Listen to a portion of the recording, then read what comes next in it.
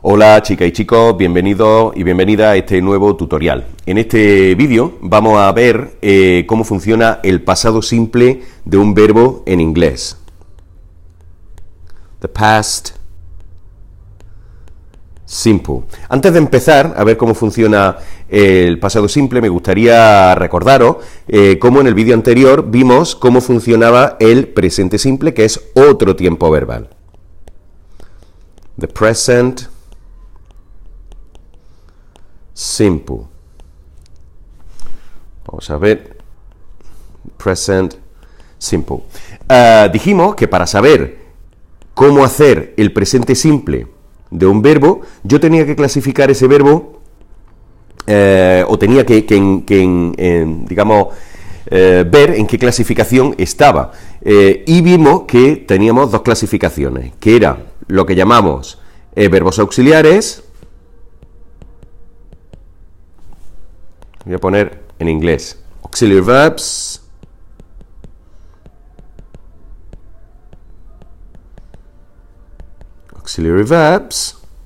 y por otro lado lo que llamamos verbos normales.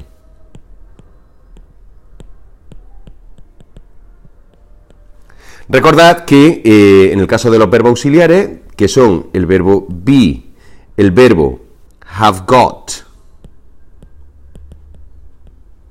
y los verbos modales, que ya hemos visto en alguna otra ocasión, dijimos que nos teníamos que aprender su forma de memoria. No vamos a explicar toda la conjugación aquí, pero sí comentaros que del presente simple, del verbo be, dijimos que teníamos tres formas, que eran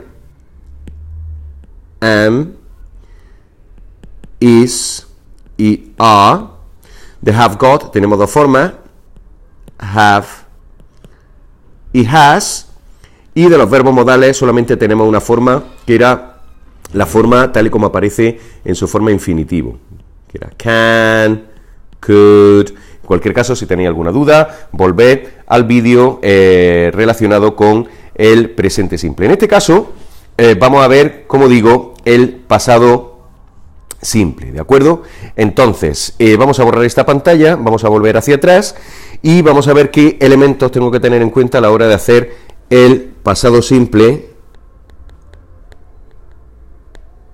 de un verbo.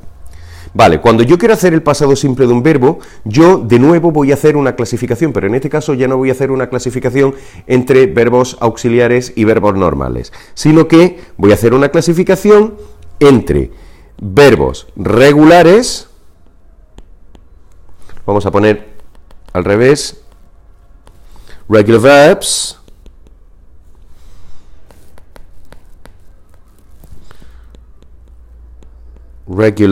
verbs, y por otro lado tenemos los verbos irregulares, irregular verbs.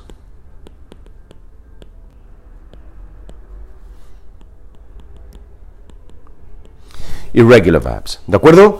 Los verbos regulares y los verbos irregulares es una clasificación diferente a la que hemos hecho con los verbos auxiliares y otros verbos, ¿de acuerdo? Aunque sí es cierto que dentro de los verbos irregulares, que ahora explicaremos en qué consisten, sí nos vamos a encontrar esos verbos auxiliares. ¿Qué quiere decir que un verbo es regular? Quiere decir que sigue una regla. De hecho, si nosotros miramos a estas letras, veremos que nos da en español, aunque sea una coincidencia, la palabra regla. ¿Y qué quiere decir una regla? Quiere decir, una regla implica una norma, quiere decir que es algo que siempre se debe hacer, lo mismo que nos paramos siempre cuando hay un semáforo en rojo. Pues en este caso, cuando yo tengo un verbo regular, yo voy a saber que siempre este verbo, vamos a marcarlo con una R de regular, para que lo distingamos, siempre sé que este verbo va a acabar en ED. Por ejemplo, el verbo play, yo sé que es un verbo regular porque cuando yo voy a hacer su pasado, acaba en ED, y acaba en ED para todas las personas, para I, you, he, she, it. Con lo cual, si yo quisiera hacer el pasado simple de este verbo, lo haría de la siguiente manera. En la conjugación diría I played You played. He, she, it, que es la tercera persona del singular. Played. We played. You played. And they played. ¿De acuerdo? Si os fijáis, tenéis en todos los casos una ed al final. ¿De acuerdo? Y por supuesto, podríamos continuar la oración por aquí. I played football, por ejemplo. I played football. ¿Ok? Lo mismo por aquí ya, en función de lo que nosotros queramos decir. Entonces, si los verbos regulares son regulares porque siempre siguen esta regla, es decir, porque siempre acaban en ed, obviamente la conclusión a la que llegamos es que los verbos irregulares no siguen esa regla. Y uno podría preguntarse, bueno, entonces, ¿qué regla siguen? Pues obviamente ninguna, porque por eso son irregulares, es decir, no siguen ninguna regla. Con lo cual, para saber cuál es el pasado de un verbo cualquiera, me voy a tener que aprender de memoria su pasado, puesto que no voy a poder averiguar mediante ninguna regla cuál puede ser su forma de pasado.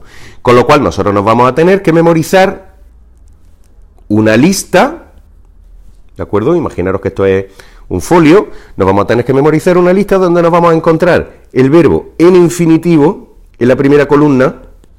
En la segunda columna, la primera columna vamos a llamarle de esta manera, infinitivo, columna 1. La segunda columna sería el pasado simple, que nosotros vamos a estudiar, que sería la columna 2. Y la tercera columna, de momento no la vamos a ver, pero sería